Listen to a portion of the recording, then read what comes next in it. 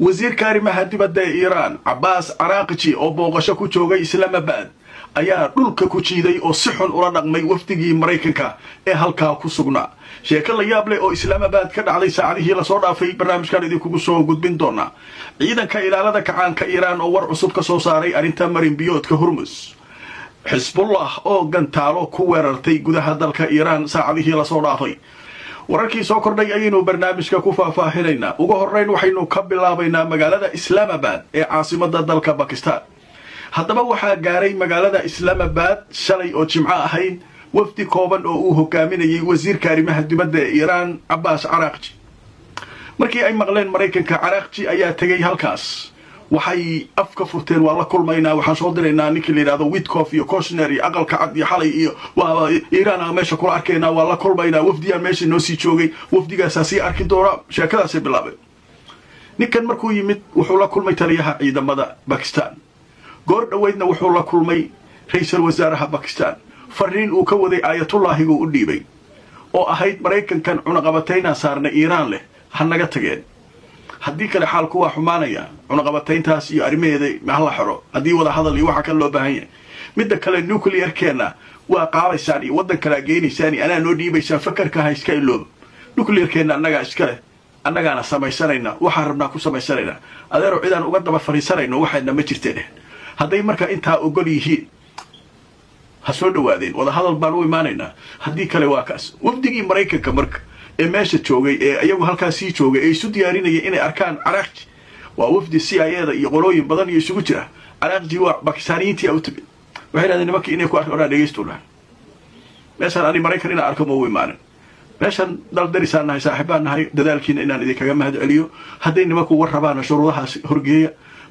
markay diyaar soo noqdaan is arki doonaa. diyaaradda halay diyaariyo. diyaaraddii loo diyaariya waaba baxayba haddeer.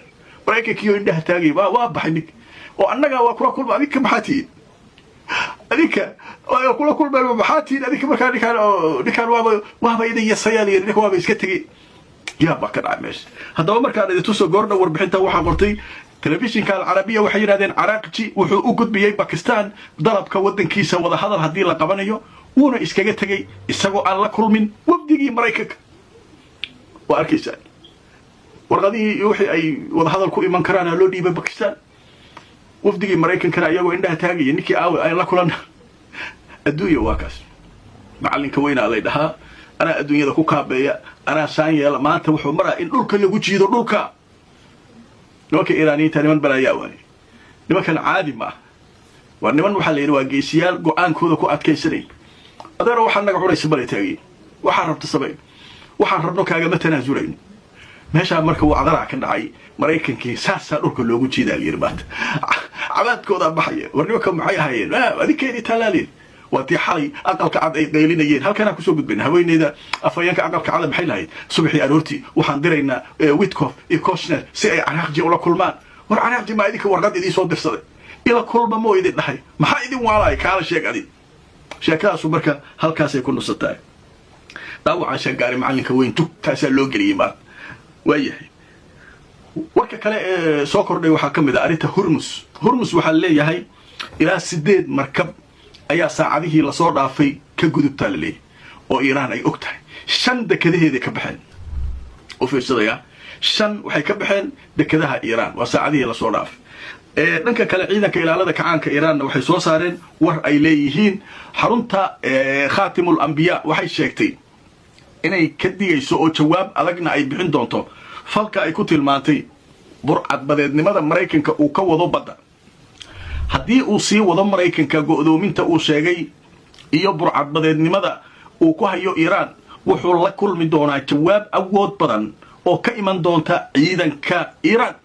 haddaba warbixinta way sii socotay. waxaa leeyahay ciidamadeennu waxa ay hadda haystaan awood iyo diyaargarow ka sarreeya markii hore meeshaan joognay ayaan haysanaa. waxaanu ku difaacaynaa awooddaas dhulkeenna, baddeenna iyo danaheena iyo masaalixdeenna ayaynu maaragtay ku samaynaynaa. waxayna sheegeen dhaqdhaqaaqyada cadowga uu ka wado meelo ku dhow Hormuz inay markaa dhibaato keeni doonto. nimankan marka waxa waaye ilaalada kacaanka warkoodu marka waa cad yahay. digniina loo diray waxaa la adeero meeshan markab aan baaray iyo markab aan xagga la tagay iyo sheekadan ma kaaga shaqaynayso meeshan fariintaada marka qabsaali waxaad la kulmi doontaa dharbaaxyo kulul oo ciidanka Iiraan haddaydan ka tanaasulin waxa aad meesha ku wadaan oo ah go'doomintan iyo burcad badeednimada iyo waxa kan meesha ku haysaan ninka marka fariintaas ayaa loo dhiibay oo ciidanka ilaalada kacaanka Iiraan ka soo baxday marka qaybtii wada hadallada iyo marinbiyoodka Hormuz wararkaas ayaa ka soo kordhaway dhanka kale Hezbollah ayaa nagta ka saartay maanta Israa'iil maalmahan oo dhan xabad joojin la lahaa diyaarada inta soo qaataan meel duqeynaya diyaarada kale inta soo qaataan meel duqeynaya waxa kale waxay xabad joojintaan macay gantaalihii alaabtii inta loo cabaystay maanta aan lagu garaacay si kale uma taqaanid markaas Siiriga digniinta isqabsaday waqooyiga Israa'iil oo dhan waa la yimiday waa la isku bilaabayay hadaba marka arday tuso wararkii ugu dambeeyay sheekada laga qoray ciidamada Israa'iil ayaa waxay sheegeen inay ka hortageen oo ay la dagaalamayaan gantaalo ay sheegeen laba ah in laga soo riday Lubnaan waxaana ay sheegeen mid kamid ah inay ka hortageen marka waxa la yaab leh waxay leeyihiin laba gantaal la ku soo riday baad mid kamid ah waa ka hortagnay adaba mid ataa xisaabta lagu raaco mid hadda ka hortagtay kii kala aaw waa xarooday qolku ku jira wuxuu qasaayo meeshaas uu ku degtay marka dibakaaru marka waa isayaan Israa'iil iyo Hezbollah tugtaas la isku hayaa ayaga xabad toojin ma qoraan marka sheekadu marka halkaas ay maray dhanka kale madaxweynaha Faransiiska Macron ayaa soo hadlay wuxuu leeyahay dawladda Lubnaan waxa ay ka caawinaynaa sidii hubka uga dhigi lahaydeen Hezbollah warnikum wareersan yadeen sidee wax ka yiin maxuu ka caawinaa ma ciidanu inta keeno ayuu awood ku soo qabanayaa maaragtay Hezbollah hubka uga qaadaya Hezbollah dawladda Lubnaan iska dhaafay Israa'iishii Mareykanka oo intaas huba siinay ayaa fooda gelin la oo hubka dhigis iska dhaafay ay talaab ka qaadi laada marka dhikan muxuu ka caawinayaa marka waxa leeyahay dhikan wuxuu waalayaa Lubnaan ma wuxuu leeyahay lacag idisiina hubka ka soo iibsada ma yeelayaan Hezbollah ma wuxuu leeyahay ciidan aan idin keenaa aan wada garaacno hubka ka dhigno ma la fahmi waay hadaba marka arday tuso warkii ugu dambeeyay Al Jazeera ayaa qoraysa waxay leedahay Faransiisku waxay sheegeen inay taageerayaan xukuumadda Lubnaan sidii marka ciidankeedu hubka uga dhigi lahaa Hezbollah madaxweynaha Faransiiska Emmanuel Macron ayaa sheegay in dalkiisu uu taageero u fidin doono Lubnaan sidii hubka looga dhigi lahaa Hezbollah marka hubka dhigiseedu haday sida fududba u sahlan tahay waa la arkayaa leey